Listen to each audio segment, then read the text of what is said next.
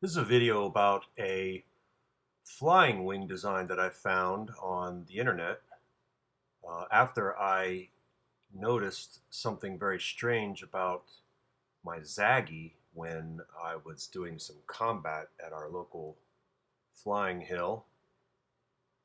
I had my fins knocked off my Zaggy wing and I noticed it was still flying. I was like, that's interesting.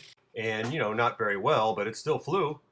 And I was like, why is it doing that? It has no rudders or fins. And so I took a look at it and I was like, this is when I really noticed that the ailerons were actually a little wider at the tip than at the root of the wing. And I was like, that's interesting.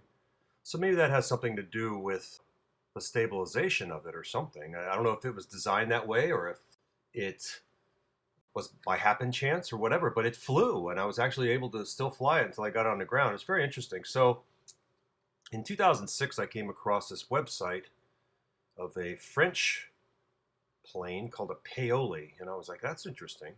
And it had no rudders. I'm like, and I looked at it, I looked at the wing tips, I was like, hey, that's kind of like my Zaggy. And so I set out to do a little design study, and I built a whole freaking wing, and it actually worked out because it really flies pretty darn good.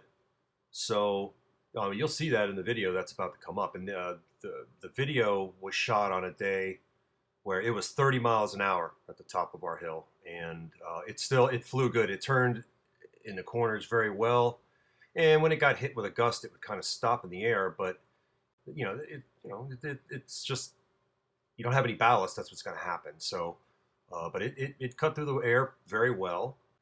So I set out to kind of redesign this thing because the plans were whacked. Of course, I always come across things like that when I want to build an airplane and I have to add my touch to it. So I completely redesigned the plane, and it had some strange things going on with the ailerons themselves, elevons. The guy he took the wings, built them, and then he sawed off the ailerons and he flipped them to the other side to get them to work. And I was like, that ain't gonna fly with me, man. That's not right. No, and because then you don't know what kind of airfoil you've got going on out at the tip. And even on the website, it says, it works. Well, not from my point of view, because I fly flying wings for real. I fly hang gliders, and I know a little bit about stability of a hang glider. So I set out to build the wing, and it came out pretty well. So I designed it a little bit differently than the pictures you're going to see. I designed it as a 3-piece on the plans instead of a 2-piece, which is in this video, because it just the strength of it will be much better with a 3-piece. So watch the video and enjoy. If you want to build it, you can get the plans. I'll leave a link in the description below. And you could use this video as a construction guide, because that's basically what it is. I always document everything that I build very closely so I can go back and fix something if I have to, and I have to cut into something. That's why I do that. So enjoy the video.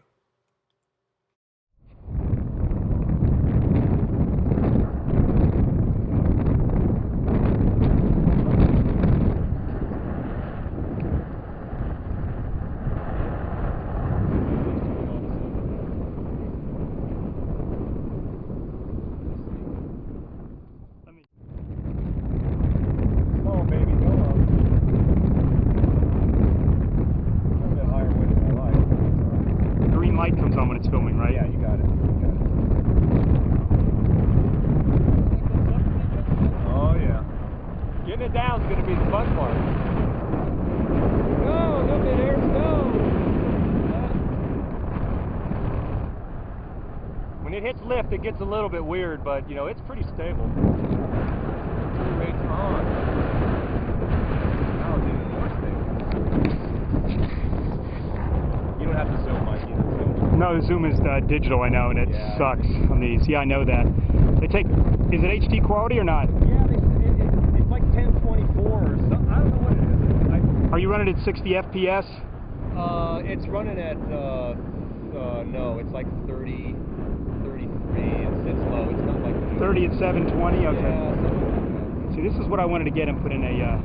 well, I'm gonna put it on my bird of time here in a minute after. Okay, I wanted to put it in an Easy Star or Easy Glider. Yeah.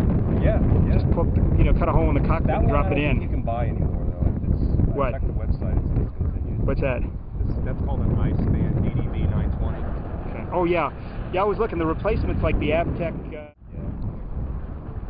and it's true HD quality. This thing's a little bit. I can barely see if I'm getting anything, but I'm trying to do smooth and hold it in a general direction. I figure it can be deleted later. Yeah, that's good. As long as you got a couple passes. It's because the glare on the thing. These things are great in the camera.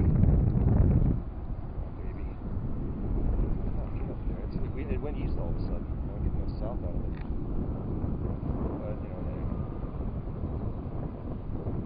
But it's a little weird pitch unstable due to the sweep, Yeah. But the reflex kind of helps it quite a bit. But and this is a little bit more gustier than I like. But yeah.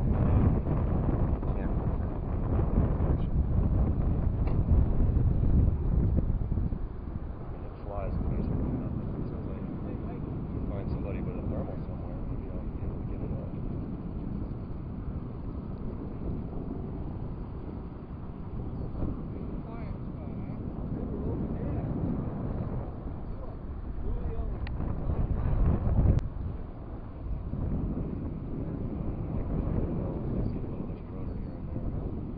The higher the better. You get rid of the ground disturbances. See, it doesn't. What's good about it is it doesn't really have too many tip stall tendencies. You see when it hits lift, how the nose pitches due to the Yeah. sweep. I mean, due to the reflex. That's one of the things with it, but it pretty much calms down. You remember what they used to have with that one of those planes years ago? The Klingberg used to have a weight. You could set on a servo. A sail winch, or move the weight, move the battery in it forwards or backwards to. When you needed stability, move it forward, and then the pitch stability would stop. Yeah. Instability, and then move it back when you wanted to. Exactly. For launch, you wanted it forward. Come